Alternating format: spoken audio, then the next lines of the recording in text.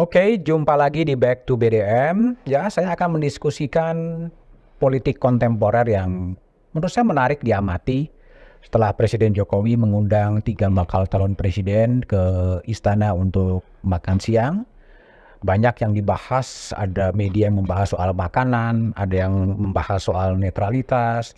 Tapi saya akan ngobrol dengan seorang political scientist, seorang doktor ilmu politik dari Universitas Airlangga yang meraih gelar PhD dari Murdoch University, Mas Airlangga Pribadi, untuk mengamati secara lebih dalam sebetulnya apa yang sedang terjadi dalam panggung politik Indonesia. Mas Airlangga, gimana kabar? Baik, Mas, kalau nonton politik di Indonesia, kalau saya nonton seperti nonton sinetron ya, betul nggak sih sebetulnya? iya kalau kita lihat kan semakin lama semakin kayak sinetron drama politik. Drama politik ya? Iya, dan kita warga ini suruh hanya menonton saja kelihatannya. Kecenderungannya gitu. Terus yang dibahas makanannya apa, di sana makan apa, begitu ya? Iya, betul. Terus warga hanya nonton elit-elit, kemudian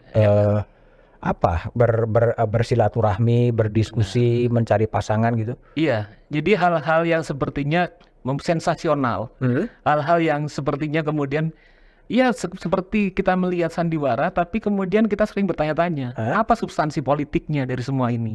Gitu. Itu yang kelihatannya menjadi persoalan kita sekarang. Jadi saya melihat bahwa ini politik di Indonesia berjalan tanpa menghadirkan substansi-substansi politik yang penting di mana warga bisa terlibat dalam proses memajukan demokrasi, memajukan republik kita, memajukan tentang pentingnya tujuan bernegara yang lebih adil dan lain sebagainya. Itu tidak tertampilkan dalam sandiwara politik yang sedang kita tonton selama ini. Ya, artinya mungkin juga karena nonton sandiwara mungkin juga nggak usah terlalu serius gitu ya. Betul. Melihat politik Indonesia toh semuanya hanya transaksi berbagai kepentingan gitu. Benar. Tapi gini Mas, saya mau lihat nih. Kalau saya baca koran Kompas yang ketika Presiden Jokowi mengundang Pak Prabowo, mengundang Mas Anies, mengundang Mas Ganjar gitu, pesan yang muncul adalah komitmen Presiden untuk netral. Betul. Dan Presiden pun menyatakan akan netral. Sejauh mana Mas Airlangga melihat komitmen dari Presiden Jokowi untuk netral dalam Pilpres 2024? Kalau netralitas itu sebetulnya harapan kita semua, ya kan? Karena kita sedang memilih pemimpin baru terutama, dan kita bisa melihat bagaimana kontestasi elektoral ini bekerja dengan berdasarkan suara rakyat, dan tentunya pemimpin, presiden, dan negara yang netral, agar kemudian bisa berjalan lebih baik dalam pemilihan ini. Tapi persoalannya, apakah dalam tindakan yang akan bekerja berlangsung, presiden ini akan komitmen dengan netralitas itu? Saya sanksi. Ya, karena saya sanksi karena saya pikir bahwa dalam beberapa hal terkait misalnya menteri-menteri yang ada dalam kabinet Pak Jokowi menjadi bagian dari tim pemenangan yang posisi-posisinya sangat signifikan dalam tim pemenangan tersebut. Bagaimana mungkin tim pemenangan yang jelas berkontestasi secara politik dalam Pilpres, tapi kemudian di dalamnya berkomitmen tentang netralitas. Itu pertama. Kedua, kita bisa melihat bahwa salah satu keluarga dari presiden, yaitu Mas Gibran Rakabuming, itu menjadi kandidat dari pasangan Pak Prabowo. Apalagi kemudian nanti kita bisa diskusikan tentang kontroversinya penetapan kandidasi tersebut. Gitu. Nah, dari beberapa indikasi-indikasi yang muncul terkait dengan dinamika politik yang menjelang Pilpres 2024, di sini saya melihat bahwa saya sanksi bahwa presiden benar-benar netral dan bersikap imparsial serta tidak menggunakan aparat-aparat hukum dan kekuasaan, aparat hukum dan negara untuk kepentingan-kepentingan politik. Apalagi ini yang menjadi bagian dari kontestasi adalah bagian langsung dari keluarga presiden itu sendiri. Lalu bagaimana kita harus menyikapi netral, silakanlah rakyat memilih. Jadi gimana kita harus, rakyat biasanya harus memaknai apa pernyataan retorika bahwa menjamin akan netral itu? Iya, saya tentu bahwa rakyat sebagai warga negara memiliki hak, memiliki posisi dalam partisipasinya untuk melakukan kontrol yang terus-menerus terhadap bagaimana berjalannya politik di Indonesia, terutama pada saat Pilpres 2024. Nah, kan kita bisa melihat apakah suatu pernyataan itu akan benar-benar seperti yang dinyatakan, itu kan melalui tindakan, perilaku. Nah, disinilah kemudian penting, selama ini yang biasanya tampil dalam konteks terjadi krisis demokrasi adalah kekuatan masyarakat sipil. Nah, ini kita lihat kekuatan masyarakat sipilnya ini masih belum bergerak secara optimal. Atau tidur lah ya. Tidur misalnya. Halusnya belum bergerak, tapi sebetulnya sekarang ini tidur mati suri. Mati suri. Mati suri kalau kita lihat bagaimana mungkin dalam suatu peristiwa politik yang seperti ini, yang nanti kita bisa ulas, misalnya banyak indikasi-indikasi pelemahan demokrasi, tapi kemudian tidak nyaring suara masyarakat sipil untuk menegaskan dan memperbaiki keadaan. Oke. Gitu. Tapi kembali ke soal netralitas ya. Sekarang kan pejabat-pejabat kepala daerah juga tidak dipilih secara demokratis, semua ditunjuk dari pusat, gitu kan? Iya. Bagaimana kemudian bisa dijamin bahwa mereka tidak dimanfaatkan untuk kepentingan-kepentingan politik tertentu, gitu loh? Nah, itu saya pikir bahwa di sini kita tidak bisa menjamin karena ada berbagai indikasi-indikasi sebelumnya presiden tentang bagaimana dalam langkah dan tindakan politik ternyata jauh dari netralitas. Dari menteri, terus kemudian dari pelibatan keluarga gitu kan dalam kontestasi, apalagi pejabat-pejabat gubernur ini kemudian ditunjuk oleh pemerintah gitu. Dalam artian itu bisa kita pertanyakan, apakah benar-benar menempatkan diri sebagai aparat yang netral atau menjadi bagian dari rangkaian kepentingan-kepentingan politik? Kalau Mas Angga lihat, apakah memang aparat-aparat penegak hukum atau aparat daerah memang akan netral atau memang diarahkan untuk mendorong kepada salah satu calon? Apabila masyarakat sipil tidak benar-benar bersuara terkait dengan kondisi seperti ini, maka kita tidak bisa mendapatkan netralitas dari pemerintah. Seberapa kuat masyarakat sipil, Mas? Sekarang ini kondisinya sedang tidur. Yang penting untuk kita coba dorong itu adalah bagaimana membangunkannya. Karena kalau masyarakat sipil ini bangun, dia bisa menjadi kekuatan yang meluruskan, membenarkan arah politik, gitu kan. Ketika kemudian ada suatu kesadaran bersama bahwa ini yang menjadi pertaruhan adalah kehidupan kita, kehidupan masyarakat kita, negara kita, republik kita, maka ini menjadi suatu kekuatan yang sangat kuat dorongannya, gitu. Karena kita tidak melihat, tidak bisa kemudian berharap pada misalnya politisi memiliki kepentingan sendiri-sendiri, kepentingannya sektoral. Kita tidak bisa melihat, bisa berharap juga misalnya kepada elit politik tertentu, atau menjamin misalnya pemerintah bersikap netral tanpa ada tekanan politik dari bawah untuk bersikap netral. Nah, di sini maka harapan tentang bagaimana membangun kebaikan bersama itu dalam konteks Pilpres sekarang, harapannya hanya pada masyarakat sipil saat ini. Oke, kita lihatlah masyarakat sipil terakhir dengan merespon putusan MK muncul deklarasi Juanda. Betul. Ya kan? Lalu kemudian dulu ketika KPK juga muncullah petisi-petisi dari masyarakat sipil gitu. Iya. Tapi juga tidak punya dampak apa-apa tuh. Benar. Karena kalau kita ngelihat bahwa kondisi masyarakat sipil kita selain tadi dibilang mati suri, itu juga terbelah. Tidak ada suatu sikap bersama yang kemudian mengabarkan bahwa Indonesia ini tidak sedang baik-baik saja. Sebagai suatu kekuatan yang terhimpun bersama, menyuarakan tentang kepentingan bersama ini tidak muncul sekarang. Ada keretakan dalam masyarakat sipil kita. Kenapa retaknya? Retaknya karena kalau kita lihat bahwa berbagai aktor-aktor strategis yang menjadi bagian penting dari civil society saat ini juga masuk dalam pusaran konflik dan kekuasaan. Sehingga kemudian kita bisa melihat bahwa beberapa atau aktor-aktor strategis yang memiliki kredensial yang kuat di masyarakat sipil itu juga diam atau membenarkan terkait dengan corak kekuasaan yang bekerja saat ini. Gitu. Nah, inilah yang kemudian kita bisa melihat bahwa tampilnya aktor masyarakat sipil ini semata-mata sekarang ini masih menjadi letupan-letupan saja. Jadi keresahan-keresahan yang muncul ketika politik di Indonesia ini sedang menjadi persoalan serius. Oke. Sedang mengalami problem. Ini menunjukkan betapa aparat begitu kuat sekali sebetulnya sekarang. Iya, Negara begitu kuat sekali. benar. Karena kalau kita melihat, sebetulnya proses ini kan berlangsung bukan hanya tiba-tiba saat ini.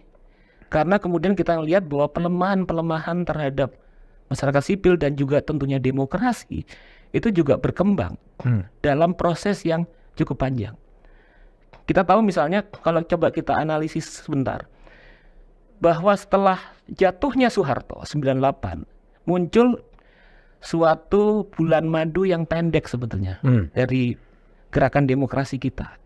Dan kemudian memunculkan apa yang disebut sebagai masuknya kekuatan oligarki, di mana sedikit segelintir elit yang menguasai kemakmuran dan kekuasaan, menguasai ruang dan arena politik. Nah, tapi dalam konteks struktur kekuasaan oligarki ini pun sebetulnya mereka masih memiliki hubungan, keterkaitan, dan memiliki kepentingan terhadap demokrasi. Sehingga kemudian demokrasi tidak memiliki hantaman serius. Tapi kepentingan-kepentingan dari segelintir elit ini yang bekerja untuk mengakumulasi kekuasaan dan kemakmuran melalui demokrasi. Nah, selanjutnya justru setidaknya sekitar 5 tahun terakhir terjadi pelemahan-pelemahan atau regresi demokrasi yang cukup serius terkait dengan pelemahan hak politik, terkait dengan misalnya bagaimana undang-undang ITE itu menjadi bagian dari upaya untuk membatasi hak politik kita.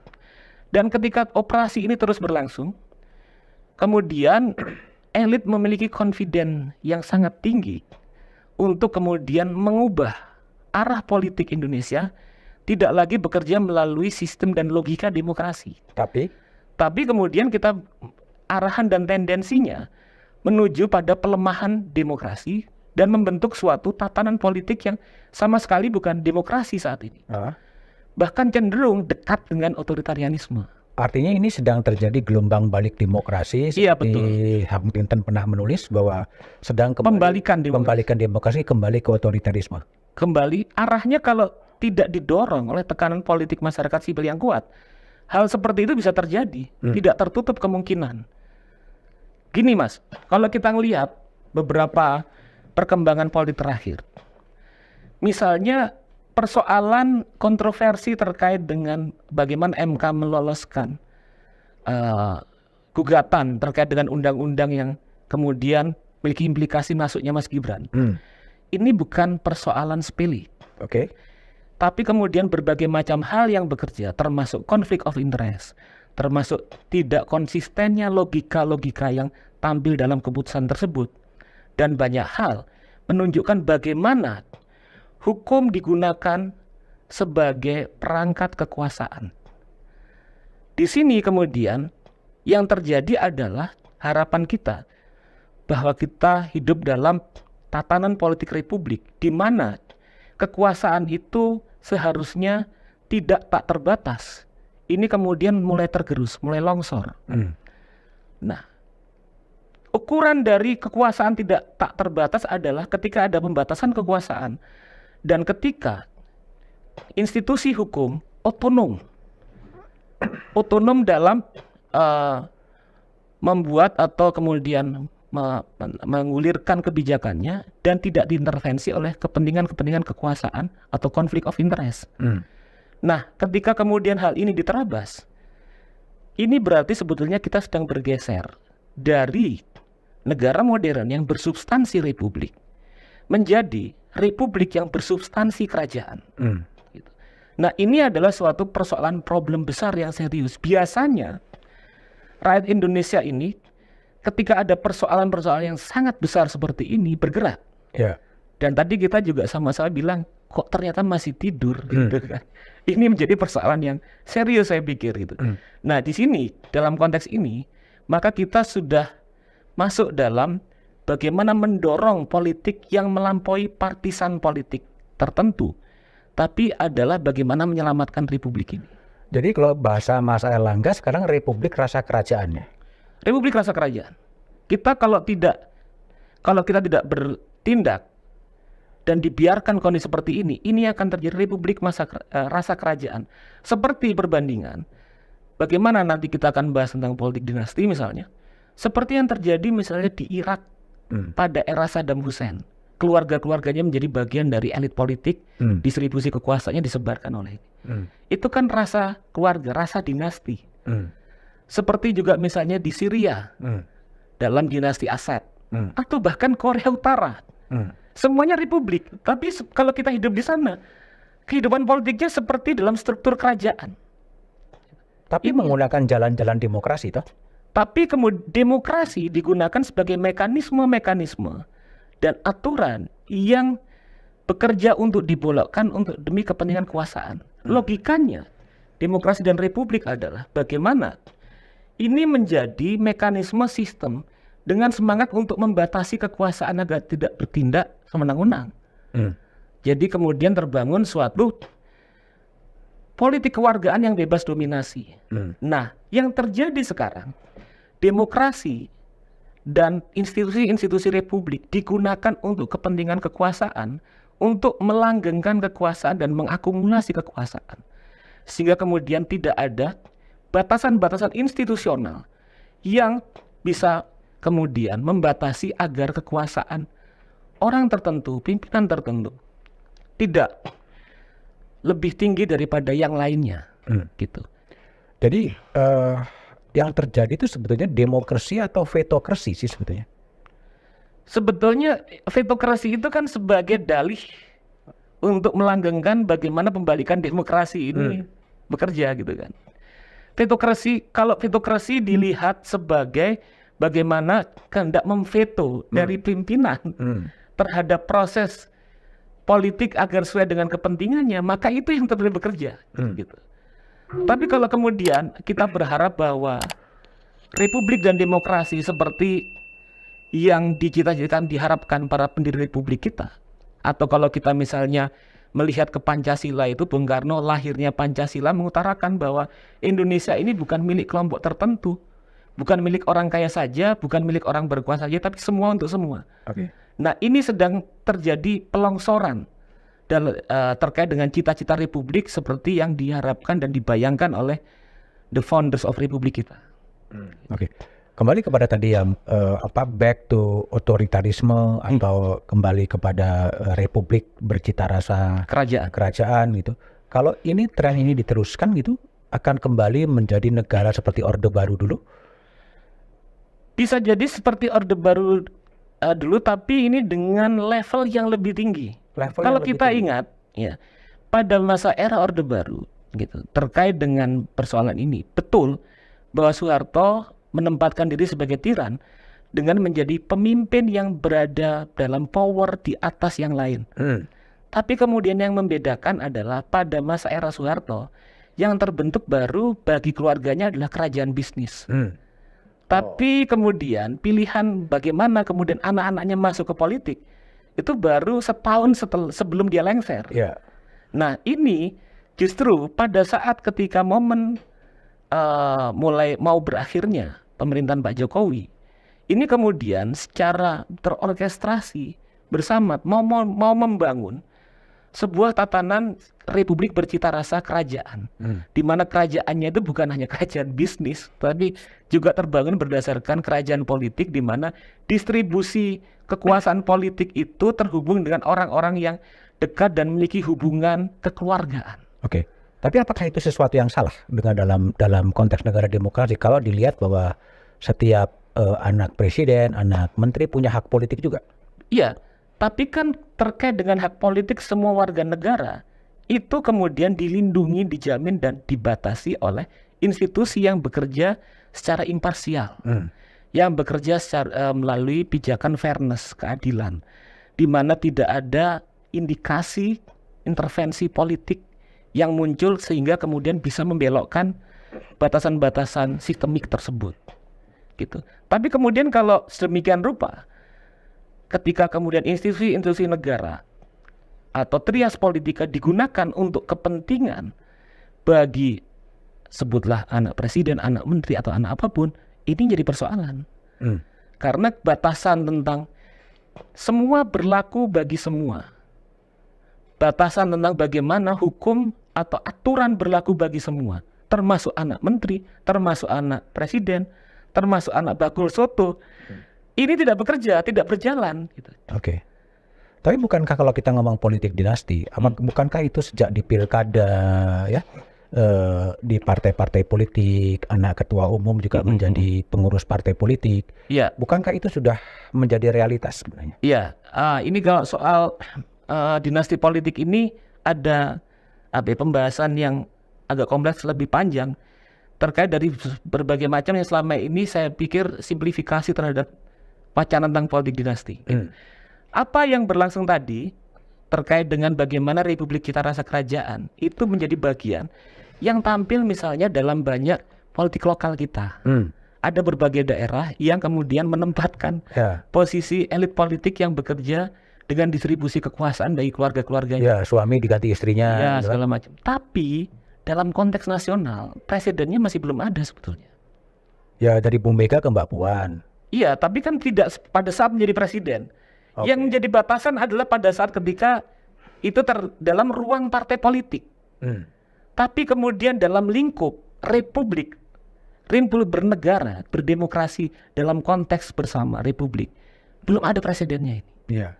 Dan kalau kita lihat politik dinasti itu, kalau kita lihat dalam tradisi political science, itu setidaknya saya temukan ada 3 model politik dinasti. Pertama itu family politics. Family politik. Family politics itu adalah ketika dalam satu keluarga ada beberapa anggota keluarganya atau turun-temurun berprofesi menjadi politisi. Oke. Itu muncul di mana-mana gitu. Di Amerika, Kennedy. dinasti Kennedy, dinasti Clinton gitu. Macam-macam. Family Di politics. Indonesia, family politics.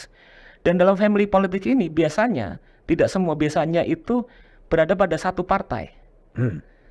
Dan kalau kita lihat apakah kemudian menjadi problem politik, family politics ini, kita bisa melihat, kita bisa melakukan assessment.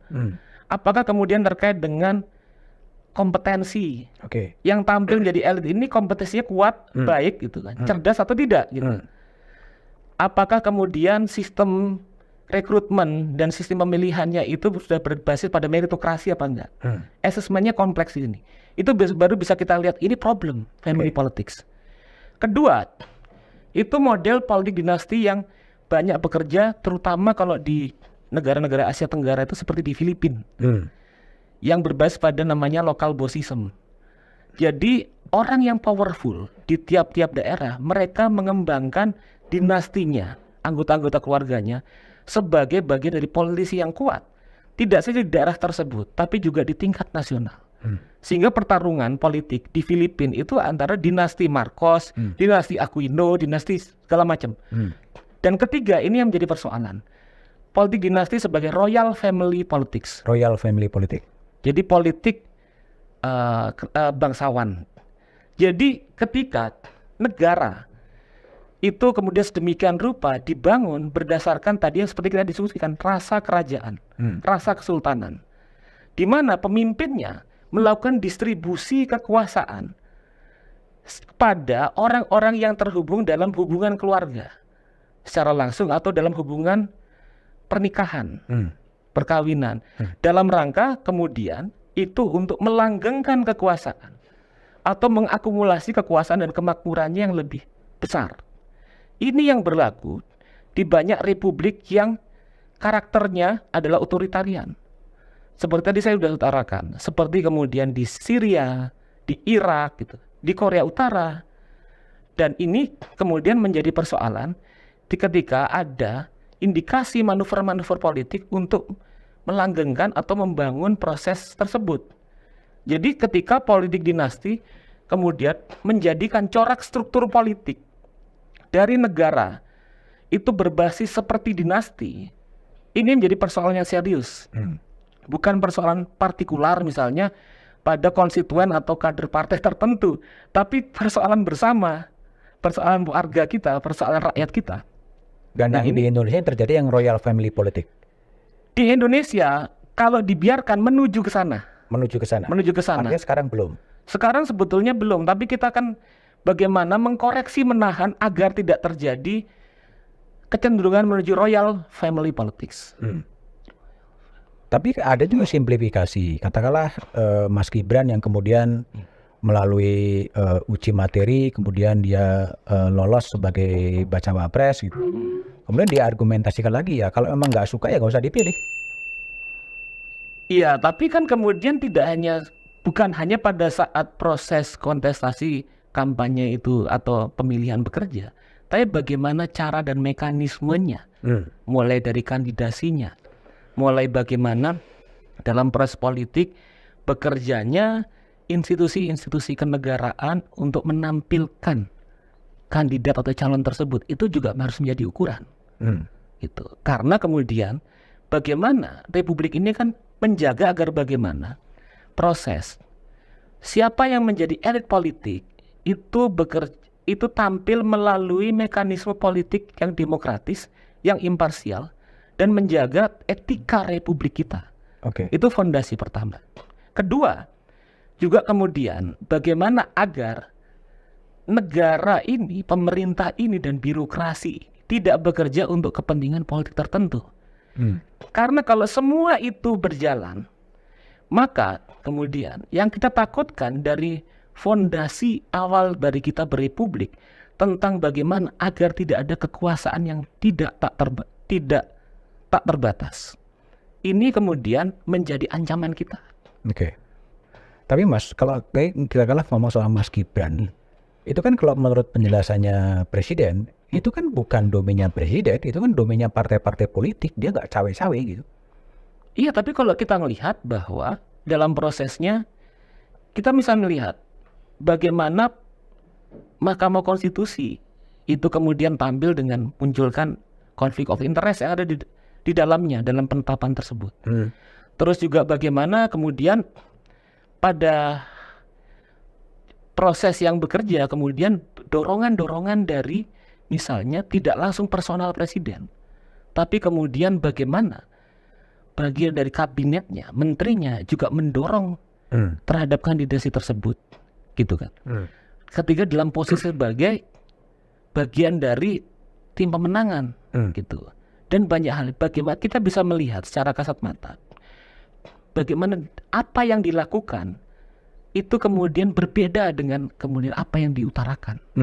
Dan selalu ada distingsi antara apa yang dikatakan dengan apa yang dilakukan. Sepertinya kalau kita lihat akhir-akhir ini banyak seperti itu. Dan memang polanya begitu, antara panggung depan dan panggung belakang ada selalu front berbeda. stage dan backstage berbeda. Selalu berbeda. Dan itu politik drama tadi yang di awal.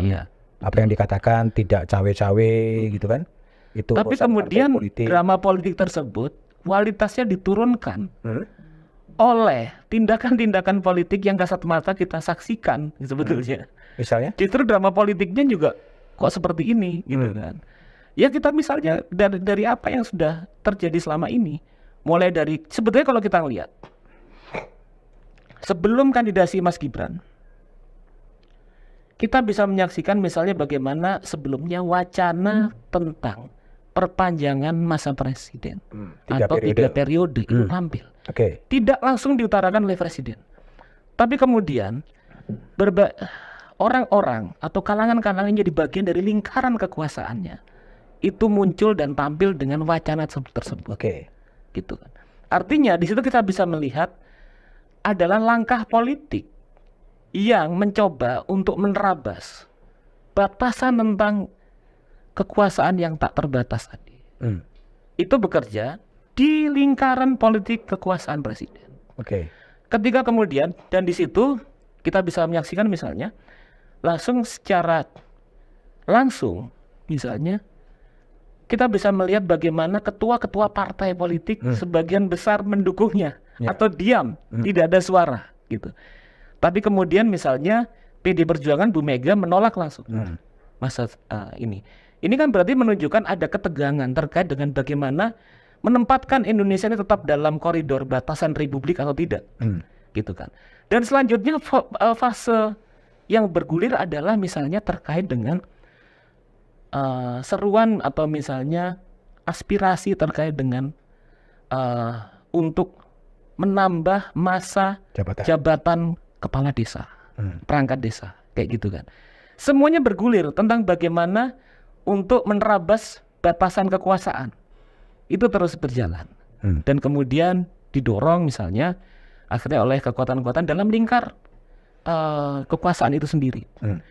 Dan selanjutnya kemudian ketika ini tidak menjadi sesuatu yang secara konsensual diterima terkait dengan 3 periode perpanjangan masa jabatan, kemudian manuver politik bekerja kita ngelihat pada ujungnya seperti ini. Tentang bagaimana bagian dari dinasti politik Pak Jokowi kemudian tampil sebagai kandidat calon wakil presiden. Nah, kita bisa melihat proses politik yang secara koheren. Itu dalam mulai dari gagasan 3 periode, perpanjangan masa jabatan, sampai kepada pencawapresan Mas Gibran, ini dalam satu linear. Saya lihat bahwa tendensi dan kepentingannya linear. Iya, yaitu tentang bagaimana melanggengkan dan tetap bertahan dalam arus kekuasaan, serta bagaimana mengakumulasi kekuasaan yang lebih besar. Tapi bukan kalau dalam fakta politik panggung depannya, bukankah kemudian Mas Gibran itu didorong oleh Partai Golkar sepertinya? Dan Pak Prabowo juga minta agar Gibran menjadi bacawa pres. Iya, Ini panggung apa? depan. Ini panggung depan atau apa? Kalau saya melihat itu bagian dari panggung depan, gitu kan, tentang bagaimana kan kalau kita lihat proses si itu bekerja setelah bisa maju, terus kemudian kita lihat yang ditampilkan adalah misalnya Golkar, itu front stage. Tapi kan backstage, invisible power hand-nya ini kan kemudian bekerja. Gitu. Tapi kenapa Golkar yang dalam Munas mengusulkan Mas Airlangga sebagai calon presiden gitu, dan partai ini kan partai besar ya, sudah berpengalaman lama dibanding dengan partai-partai lain, dengan sekejap dia bisa mengubah putusan dari Mas Airlangga menjadi Gibran? Iya, kalau kita lihat kalkulasinya misalnya, ketika kemudian Golkar menerima atau Golkar mengusung Mas Gibran sebagai kandidat wapres dari Golkar, maka kemudian kekhawatiran dari ketum Golkar Pak Erlangga Hartarto untuk kemudian dimunaslupkan, karena kan seperti itu kan, kalau kita ngelihat perkembangannya, ini kemudian bisa pupus gitu loh. Artinya tidak ada kekhawatiran itu gitu. Karena kan dalam kontestasi politik ini ketika misalnya pasangan ini menang, Pak Prabowo dan Mas Gibran menang, maka kemudian ketum Airlangga Hartarto ini akan mengklaim saya adalah bagian dari elit Golkar yang berhasil memenangkan pasangan elektoral 2024. Kapan saya diganti atau dimunaslupkan? Gitu. Dalam posisi ini tetap bahwa Golkar berada tetap dalam tradisi menjadi bagian dari arus kekuasaan, seperti tradisi Golkar. Tidak ada yang gagal di sini. Nah, itulah yang coba dilihat mengapa Airlangga menerima, gitu kan, pencalonan. Menerima karena realitas politiknya menerima, atau memang juga ada sandera-sandera yang lain? Kalau saya melihat bahwa yang jelas kelihatan Airlangga menerima itu karena dengan Golkar mencalonkan Mas Gibran, posisinya berarti dia memiliki saham yang besar dalam pasangan tadi. Sehingga apabila menang, kursi kekuasaan dia sebagai ketum tidak goyang di situ. Dan tentu saja kalau kita bisa melihat dalam ini sebenarnya ada yang menarik. Beberapa bulan yang lalu misalnya saya cek statement dari Menkominfo, Pak Budi Aris Setiadi itu ngomong gitu, ketum partai akan berhati-hati dalam mencalonkan kandidatnya, karena kalau kalah bisa berhubungan dengan hukum, gitu kan, bisa dipenjara gitu. Nah, ini kan dia sendiri berarti menunjukkan sebagai aparat negara tentang bagaimana negara ini bekerja bukan dengan logika hukum, tapi logika kekuasaan yang menggunakan hukum. Gitu. Kembali pada Golkar, apakah kemudian pasca DCT, pasca daftar caleg tetap itu diumumkan, pure tidak ada dinamika atau gejolak di Golkar dengan pencalonan Mas Gibran sebagai bacawa pres? Kalau saya lihat bahwa sedikit ada, riak-riak kecil ada, tapi setidaknya kalau kita melihat secara umum Golkar menerima. Karena kalau kita lihat orientasi politik Golkar yang mereka kemukakan sendiri, bahwa tradisi politik Golkar adalah bukan oposisi. Bukan oposisi. Dan semua faksi-faksi politik di Golkar dalam pertimbangan kalkulasi politik mereka, pasangan Prabowo Gibran ini yang paling berpeluang menjadi menang. Oke. Jadi pragmatisme politik yang sedang terjadi. Ya. Tapi bagaimana menjelaskan juga dengan PAN yang kemudian mendorong Mas Erick Thohir, tapi kemudian juga menyerah pada realitas politik harus menerima pasangan Prabowo Gibran? Saya pikir bahwa pertama itu terkait dengan bagaimana kalkulasi kekuasaan bekerja. Nah, bagaimana kemudian bahwa pasangan ini mereka pertimbangkan akan menjadi pemenang karena kedekatan dengan arus kekuasaan dari terutama adalah Presiden Jokowi dan juga kemudian seperti tadi kenapa saya mention misalnya pernyataan Pak Budiari itu Setiadi, karena itu menunjukkan bahwa siapa yang menjadi pemenang relatif akan tidak tersentuh oleh persoalan-persoalan hukum gitu. Nah itu yang menjadi penyebab logika di mana tarikan siapa yang berpeluang menjadi pemenang dalam Pilpres 2024 itu akan berpeluang di mana partai-partai politik itu akan masuk menjadi bagian dalam koalisi tersebut. Itu yang menjadi bagian dari mengapa kasus seperti Golkar, PAN tetap pada posisi mendukung Prabowo dan Mas Gibran. Mas, ini kan juga apakah kemudian kemunculan Mas Kaisang yang tiba-tiba menjadi ketua umum PSI, 2 hari anggota, kemudian menjadi ketua umum, kemudian Mas Gibran di endorse oleh PDIP menjadi wali kota, belum selesai naik menjadi bakal calon wakil presiden. Apakah ini menandakan sebuah terjadi political disruption sebenarnya? Saya melihat bahwa ini political disruption, tapi bergerak tidak membuat kita menuju arah yang lebih maju. Gitu. Biasanya kalau kita bicara tentang the age of disruption, itu kan mendorong bahwa perubahan-perubahan ini membuat kita guncang, tapi menuju pada arah yang lebih maju. Tapi ini enggak. Ini menuju, menurut saya justru pada arah kemunduran. Bagaimana menjelaskan kemunduran? Memunculkan politik instan. Politik instan? Iya, tentang bagaimana. Tapi jangan-jangan kita sendiri yang mungkin lebih baby boomer gitu, yang terbiasa dengan merit system dari ranting ke kecamatan, ke kabupaten, ke provinsi, lalu ke pimpinan. Ini loncat aja ke atas. Itu kan disrupsi yang luar biasa. Jangan kita yang terperangkap dengan teori-teori politik modern itu. Enggak, kalau saya pikir begini, persoalan merit system itu bukan hanya harapan atau bayangan, imajinasi kita baby boomer. Tapi itu juga sebetulnya saya di kampus sering diskusi dan dialog dengan mahasiswa, adik-adik mahasiswa. Mereka itu juga berharap tentang merit system, gitu. Karena hanya dengan merit system bahwa ketika masyarakat, ketika negara menghormati mereka karena kapasitas, maka kesempatan mereka untuk lebih maju itu akan lebih baik dan lebih besar. Bukan karena kita anak siapa, tapi karena kita memiliki kapasitas kemampuan, bisa berkomunikasi, bisa berkolaborasi, gitu kan. Bisa inovatif, itu kan sebetulnya jargon inovasi, kolaborasi, gitu kan. Terus kemudian ya banyak hal seperti itu kan bagian dari imajinasinya kalangan-kalangan milenial sebetulnya. Dan itu adalah bagian dari merit sebetulnya. Bahwa kalangan-kalangan muda yang dia bisa berkolaborasi dengan yang lain, bahwa dia bisa berinovasi dengan yang lain, dia memiliki imajinasi tentang perubahan yang lebih baik, itu berangkat dari merit kapasitas dari generasi Gen Z tadi, generasi milenial tadi.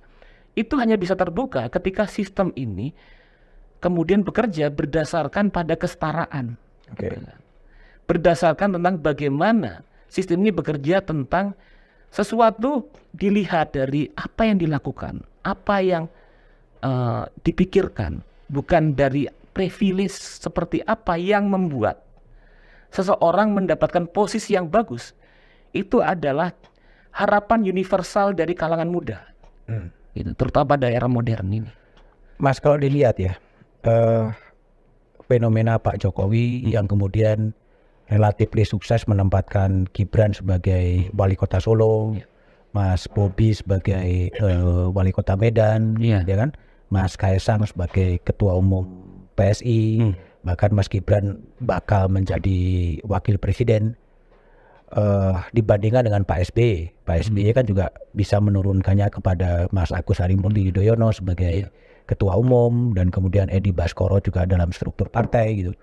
Apa yang membedakan dua apa dari Bu Mega dengan Mbak Puan gitu? Apa yang Membedakan antara tadi. antara Pak SBY, Bu Mega dan Pak Jokowi? Iya, kalau misalnya tadi saya utarakan terkait dengan misalnya politik dinasti dari Pak SBY, politik dinasti dari Bu Mega, gitu. Ini kita bisa melihat dalam kategorisasi yang saya utarakan tentang family politics. Mereka ini adalah dari keluarga-keluarga yang profesinya adalah Politisi. Oke. Mereka kemudian biasanya, meskipun tidak semua, itu berangkat dari satu partai yang sama. Oke. Terkait dengan apakah ini berjalan baik, fair, tidak menjadi problem, ya kita harus melakukan assessment terhadap apa yang berlangsung dalam dinamika partai. Apakah berjalan berdasarkan merit system, berdasarkan kapasitas, berdasarkan pada tatanan demokrasi segala macam. Kalau tidak, berarti jawabannya reformasi kepartaian. Nah, tapi kemudian apa yang terjadi pada dinasti politik Pak Jokowi, terutama yang kemudian kita persoalkan adalah pada kandidasi Mas Gibran, bahwa ini adalah royal family politics, politik yang menempatkan bagaimana distribusi kekuasaan dilakukan oleh pimpinan berdasarkan pada hubungan-hubungan keluarga.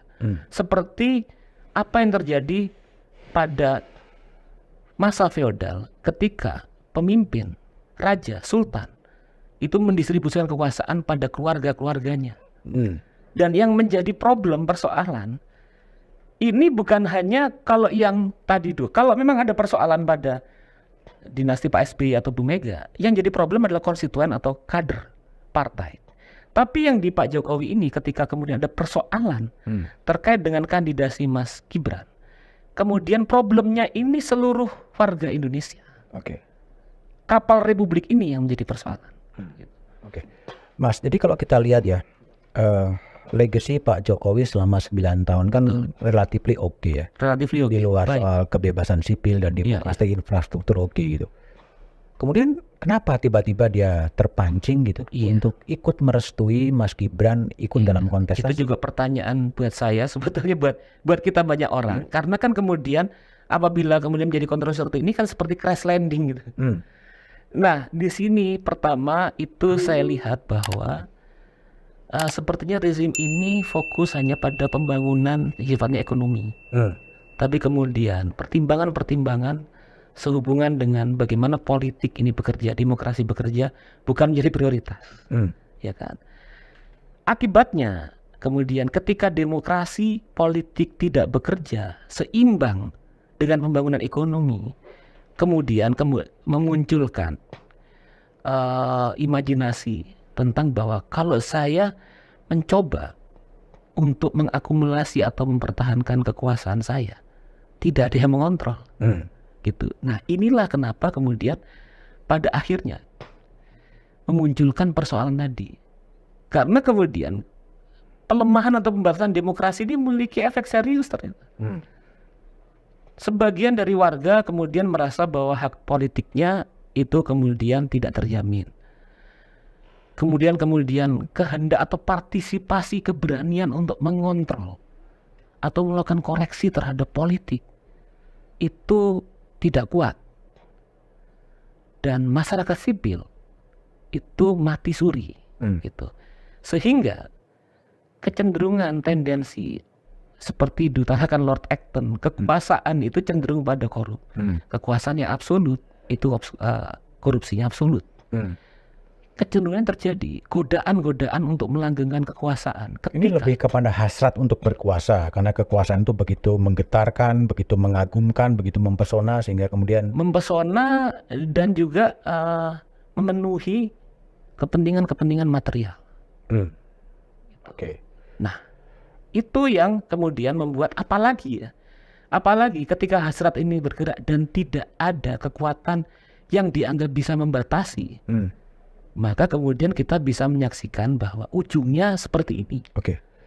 Kalau kita masuk ke MK ya, itu kan banyak sekali laporan-laporan yang melaporkan Anwar Usman gitu, Ketua Mahkamah Konstitusi dan adik ipar dari Presiden Jokowi yang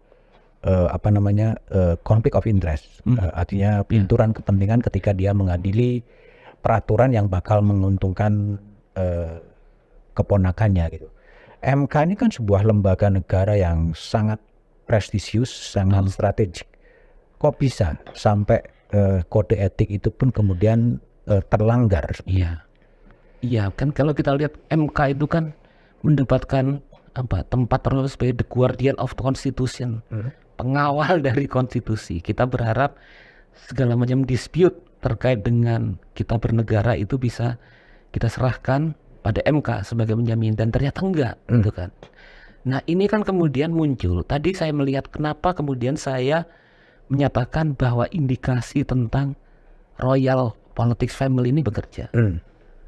Ketika misalnya mulai dari, ya tentu tidak ada yang salah dengan pernikahan Hakim MK Anwar Usman, ini kemudian menikah dengan adiknya Pak Jokowi. Oke gitu. Tapi kemudian ketika ini berhubungan dengan profesinya, apalagi beliau sebagai ketua Mahkamah Konstitusi, dan kemudian ternyata dalam kasus yang sangat menentukan persoalan ini beliau terlibat dan menjadi bagian yang menentukan. Gitu. Nah, di sini saya melihat bahwa batasan-batasan tentang bagaimana trias politika menjamin agar kekuasaan bisa tetap dibatasi, ini kemudian menjadi persoalan. Nah, saya pikir di sini kan berarti sengaja atau tidak sengaja kita bisa melihat bahwa ternyata yang saya sebut vortex of power, pusaran kekuasaan bergerak untuk menghubungkan bagaimana relasi kekuasaan dengan kepentingan kekuasaan kelompok tertentu. Saran Anda terhadap Anwar Usman apa? Ya, kalau seperti ini, kalau saran saya sebetulnya sebagai bentuk dari tanggung jawab sebagai hakim MK, mundur atau dimundurkan. Lebih baik kalau misalnya Mas Budiman bilang saran kepada Pak Anwar Usman, ya saya bilang kepada Pak Anwar Usman, kalau beliau adalah teman saya, lebih baik kamu mundur. Tapi dia mengatakan bahwa jabatan ini dari Tuhan. Iya, tapi kan amanah dari Tuhan tidak untuk kemudian digunakan dalam konteks untuk intervensi kekuasaan. Oke. Seandainya dia tetap bertahan, apa dampaknya bagi Mahkamah Konstitusi? Nah, ini problemnya. Problemnya adalah melemahnya kepercayaan publik terhadap Mahkamah Konstitusi sebagai pengawal konstitusi. Oke. Dan dia bakal menyidangkan sengketa-sengketa pemilu? Iya. Artinya kemudian kita tidak ada kepastian. Kita tidak ada kepastian tentang negara ini akan berjalan secara fair, secara adil. Terkait dengan bagaimana dinamika politik yang bekerja, bagaimana hak-hak kewargaan kita ini dijamin. Kepastian hukum ini yang satu lagi menjadi bagian yang sangat fundamental dalam republik. Ini tidak bekerja. Kita kehilangan ekspektasi terkait dengan hal itu. Apakah Jimli Asidiki, Bintan Saragih, dan Wahidudin Adam yang dibentuk sebagai Majelis Kehormatan Mahkamah Konstitusi itu bisa punya keberanian untuk menyelesaikan apa yang disebut oleh Mas Arief Hidayat sebagai prahara di Mahkamah Konstitusi? Kita berharap seperti itu, tapi lagi-lagi kalau masyarakat sipil kita masih mati suri, sepertinya itu juga tidak menjadi kenyataan harapan itu. Tidak menjadi kenyataan. Kalau masyarakat sipil tidak bekerja dan mengkoreksi prahara politik ini. Padahal ini sebenarnya opportunity bagi MK-MK untuk meluruskan kembali atau memberikan peluang bagi Mahkamah Konstitusi untuk rebound gitu sebetulnya? Iya. Sebetulnya kan dalam suatu krisis itu kan ada harapan perbaikan. Ini momentum sebetulnya. Momentum. Kalau kita bisa melampaui ini dengan baik, kita akan maju lebih baik lagi. Kita akan maju untuk melesat. Apabila kita memiliki harapan tentang Indonesia Emas 2045, ketika kita berhasil menegaskan, meneguhkan dan tetap menjaga republik ini, tetap bekerja dengan spirit republik. Maka kemudian harapan itu akan lebih cerah ke depan. Oke, kalau logika itu diikutin artinya MK akan memberikan sebuah keputusan, Iya. apapun putusan itu, apakah kemudian diduga atau diputuskan terjadi pelanggaran etik, dan kemudian si hakim konstitusi itu katakanlah mundur, apakah putusannya kemudian bisa berubah? Kita ngelihat ke depannya seperti apa. Ekspektasinya tentu paling optimal bisa berubah, tapi setidaknya ketika kemudian ada koreksi dan tindakan tegas terkait dengan problem etik, harapan tentang perbaikan ini akan membangun kembali ekspektasi kita terhadap negara demokrasi. Jangan lupa bahwa demokrasi itu kan katanya kan bukan sistem yang terbaik, tapi yang lebih baik di antara yang semuanya yang buruk, gitu kan. Dan satu lagi, karena demokrasi memiliki mekanisme untuk memperbaiki diri. Mekanisme ini, harapan dan mekanisme untuk memperbaiki diri ini yang bisa mengembalikan kepercayaan rakyat. Oke. Itu kan putusannya akan diberikan tanggal 7 November, di mana batas akhir penggantian kandidat bisa dilakukan 8 November. Katakanlah kemudian putusan dari majelis etik itu kemudian mengatakan ada pelanggaran etika dari dari hakim konstitusi. Bukankah ini juga peluang juga bagi bagi Presiden Jokowi mengatakan kemudian karena ada pelanggaran etika ya sudah saya tarik saja, tidak jadi gitu, dan kemudian diganti dengan calon lain. Iya, kalau misalnya ini sudah jelas-jelas, artinya konsekuensi itu berarti kan ada etika politik yang terlanggar. Dan sebagai bentuk pijakan pemimpin terhadap etika politik yang baik, kita juga berharap Presiden juga akan mengambil tindakan terkait dengan elektoral 2024, terkait dengan posisi Mas Gibran. Karena kalau itu berani dilakukan oleh Presiden, maka kita akan mengenang Presiden Jokowi pada bab terakhir buku politiknya itu dengan harum. Gitu. Dengan baik. Kalau berdasarkan pada catatan-catatan kinerja Pak Jokowi selama 10 tahun ini relatif oke, maka pada akhir dia akan meninggalkan torehan yang baik tentang masa kepemimpinan Presiden Jokowi. Is it possible? Possible. Itu tergantung niat baik, tergantung bagaimana berpegang pada etika yang baik, etika politik yang baik. Dan peluang politiknya masih ada? Masih ada. Tergantung apakah Presiden mampu melampaui kepentingan dan berpegang pada etik. Berdasarkan pengalaman-pengalaman yang ada, apakah itu akan bisa diambil seandainya memang ada putusan yang dari MK yang melakukan pelanggaran etik? Saya masih berharap gitu, masih husnuzon, masih prasangka baik terhadap Presiden, bahwa itu adalah langkah perbaikan yang bagus gitu. Apabila dia kemudian mengambil tindakan berani berdasarkan pada virtue tentang hal ini untuk membangun kembali bahwa fondasi Republik kita tidak memiliki persoalan. Kalau tidak terjadi dan di gaspol dan terjadilah pasangan Prabowo Gibran, Mas Anies Muhaimin dan Mas Ganjar Pak Mahfud? Saya nggak tahu, tapi setidaknya ini kemudian sedikit banyak akan melemahkan legitimasi atau kepercayaan publik terhadap bahwa pemerintahan ini untuk menyelenggarakan semangat Republik. Oh, oke. Faktor pencawapresan Mas Gibran inilah yang menyebabkan ada ketegangan antara Presiden Jokowi dengan PDI Perjuangan. Titik kulminasinya di situ. Jadi kalau kita lihat misalnya kontestasi antara PDI dan Pak Presiden, atau ketegangan lah, bukan kontestasi. Ketegangan ini muncul sebetulnya kalau saya melihat indikasinya pada persoalan perpanjangan jabatan 3 periode, gitu kan. Bukan langsung diumumkan, dibicarakan oleh Presiden, tapi oleh orang-orang dan kekuatan-kekuatan politik di lingkaran Presiden. Sehingga kemudian, misalnya kalau kita melihat episode-episode politiknya, misalnya pada pidato Bu Megawati dalam ulang tahun PDI Perjuangan kemarin langsung gitu mengutarakan kepada Pak Presiden tentang tidak perlu ada 3 periode perpanjangan jabatan. Artinya tetap kita berpegang pada konstitusi, pada demokrasi, pada republik. Nah, ini kemudian memunculkan ketegangan-ketegangan yang terus kemudian tampil, yang titik kulminasinya adalah pada kandidasi Mas Gibran, yang notabene masih menjadi kader dari Partai PDI Perjuangan, diusung oleh PDI Perjuangan, dan tiba-tiba kemudian menjadi pasangan dari Pak Prabowo. Nah, ini adalah episode tentang pembelahan posisi politik dari PDI Perjuangan dan Pak Jokowi. Tapi PDI Perjuangan juga kelihatannya strateginya adalah semacam playing victim. Merasa ditinggalkan oleh Presiden Jokowi padahal karpet merah telah diberikan gitu. Iya. Kalau kita lihat bahwa itu menjadi bagian untuk menjelaskan ya persoalan, tapi sebetulnya kurang cukup. Kurang cukup.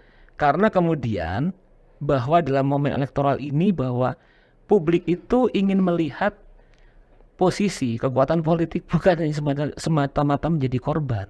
Terlalu banyak sandiwara politik. Terlalu banyak sandiwara. Nggak perlu lagi kita tambah sinetron, ya kan? Yang perlu kemudian diposisikan adalah, oke, kalau sudah berbeda, maka kemudian posisi politik seperti apa yang diambil?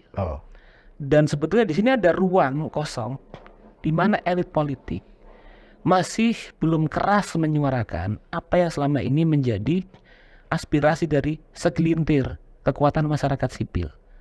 Ada krisis republik, ada pelemahan demokrasi, ada trias politika yang terancam, ada kepercayaan publik yang longsor.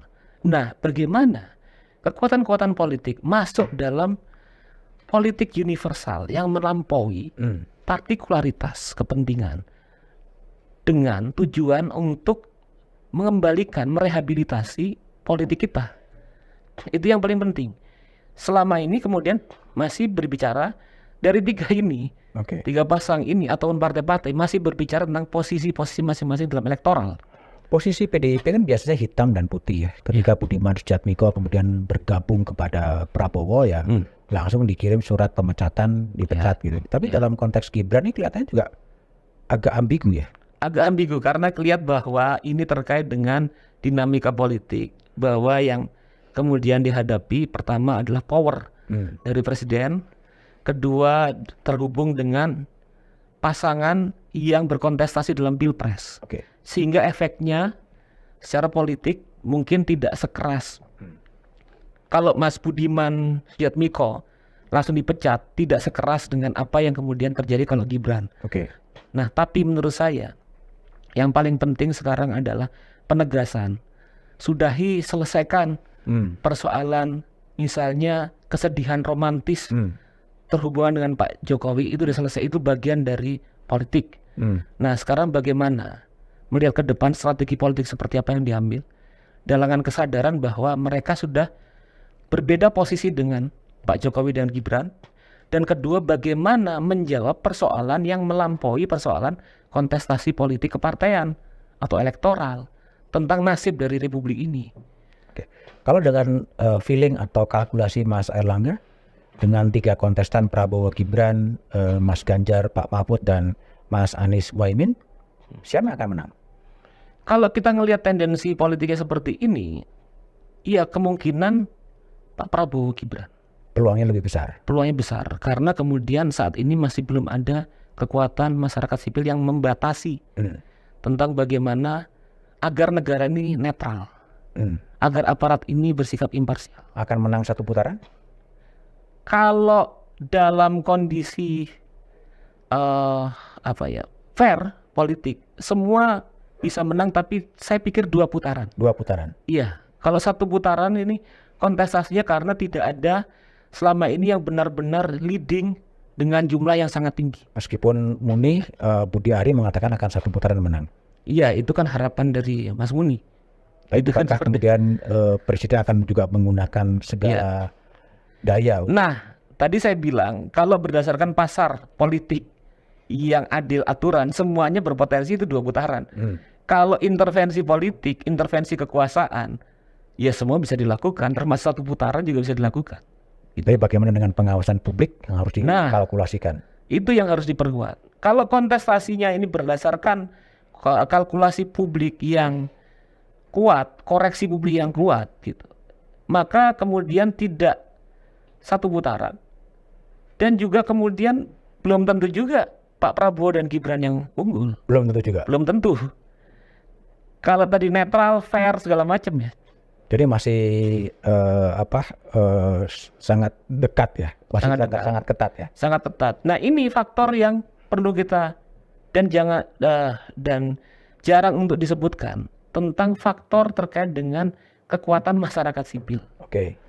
Kalau kekuatan masyarakat sipilnya berdaya, mampu mengoreksi keadaan, Oke. maka proses elektoral ini akan lebih seimbang, akan kompetitif, Oke. gitu. Kalau tidak, ya seperti ini. Oke. Mas, itu kan politik yang sekarang lagi current isu ya. Tapi saya ingin tanya yang lain, Mas. Mas sebagai political scientist gitu, ambil PhD sampai di Murdoch dan cukup banyak buku-buku yang ditulis gitu. Saya ingin tahu dari refleksinya Mas Airlangga, apa sih masalah bangsa ini yang paling hakiki sebetulnya? Masalah bangsa ini yang paling hakiki. Sehingga bangsa ini ya beginilah, tidak pesat seperti Korea Selatan atau seperti apa? Saya melihat begini, kalau kita kembalikan, ini berangkat dari kesadaran sejarah kita. Indonesia ini dalam perjuangannya, sejarahnya, kemudian diharapkan, dicita-citakan menjadi negara yang memberikan keadilan, kesetaraan bagi semua.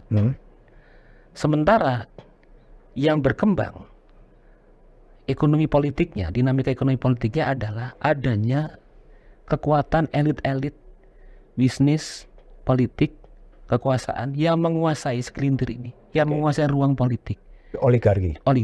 Itu yang Problem oligarki. problemnya di oligarki. Jadi problem utama mendasar fundamentalnya, the mother of problemnya itu pada oligarki, sehingga kemudian kecenderungannya ketika tidak terkoreksi, yang terjadi adalah seperti ini sekarang ini.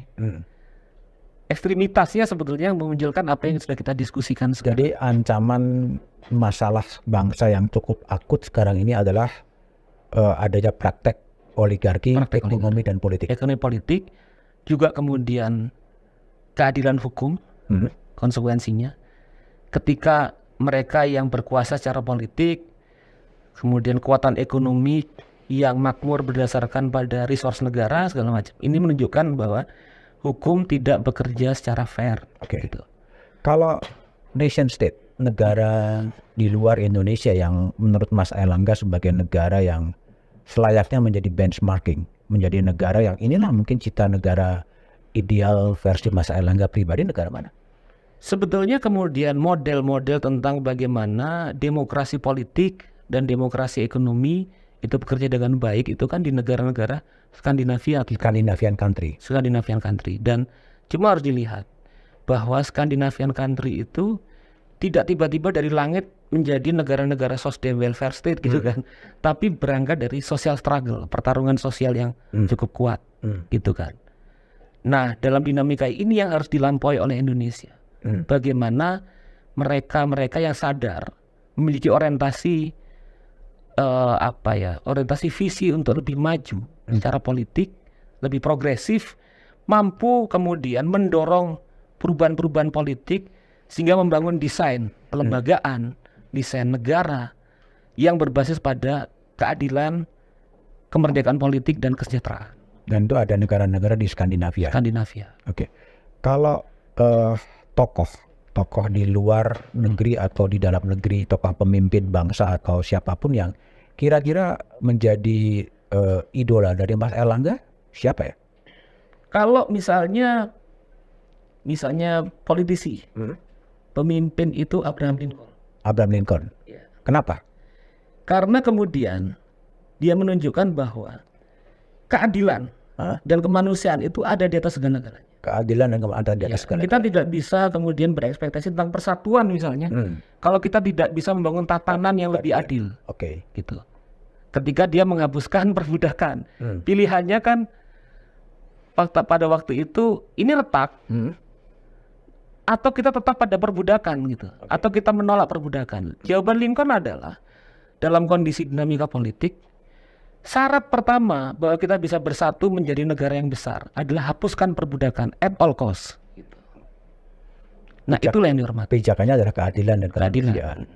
Kalau di Indonesia siapa tokoh yang kata-kata mendekati cita ideal dari Mas? Dwi Tunggal, Soekarno-Hatta. Iya. Kenapa?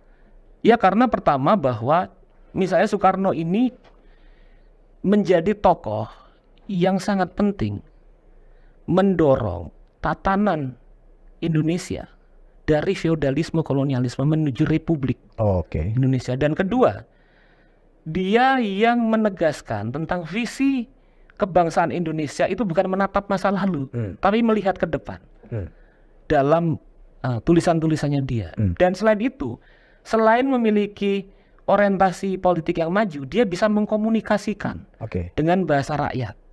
Sehingga membawa pada waktu itu rakyat yang 94% buta huruf, sebagian besar bisa menerima cita-cita kemerdekaan. Dan juga seperti juga Lincoln, dia menekankan pada kemerdekaan, tentang bagaimana Indonesia ini seluruh warga negaranya itu merdeka dari dominasi dan kekuasaan yang bisa menindas. Itu mimpi Soekarno dan mimpi Bung Hatta juga sebetulnya. Mungkinkah suatu saat muncul lagi Soekarno dan Hatta baru? Saya pikir bahwa itu semua tergantung pada kolektivitas politik bersama rakyat. Bahwa apabila kita secara bersama-sama bisa tergerak untuk maju dan memperbaiki republik ini, maka kemudian kita, masyarakat ini akan memunculkan figur Soekarno, Hatta, Syahrir, gitu kan, Tan Malaka, dengan kemudian situasi yang berbeda, tapi semangatnya tetap. Sekarang belum ada. Sekarang masyarakatnya masih tidur. Masih tidur. Iya. Jadi kalaupun ada, ya seperti Soekarno, seperti Hatta, ya 1-2 orang. 1-2 orang. Tidak merubah kondisi sosial. Oke. Kalau imajinasi atau mimpi Mas Airlangga soal Indonesia yang 100 tahun nanti di 17 Agustus 2045 akan jadi negara dan masyarakat yang seperti apa ya?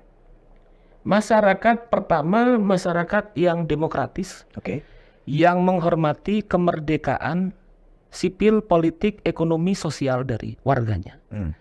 Di dalamnya kemudian bahwa proses pembangunan yang bekerja itu menjadi bagian dari pembebasan, di mana warga dilibatkan sebagai subjek pembangunan tersebut. Itu yang penting. Kedua, tentang kesetaraan. Bagaimana semua warga negara, termasuk generasi muda, bisa kemudian membayangkan tentang kehidupannya yang lebih baik. Gitu kan. Bukan karena dia anak siapa, tapi karena apa kapasitas dan apa yang dilakukan dan pengabdiannya. Gitu. Dan saya pikir juga ketiga, itu yang sebetulnya Indonesia 2045 itu sebetulnya navigasinya, tonggaknya sudah dibangun, diproyeksikan pada Indonesia 1945, gitu kan. Dan itu terus. Dan sebetulnya juga ini sebetulnya kita sedang bergerak di sana. Jadi sangat sayang sekali pada masa ini proses terjadi guncangan politik yang tidak perlu. Gitu. Guncangan politik kemana nih?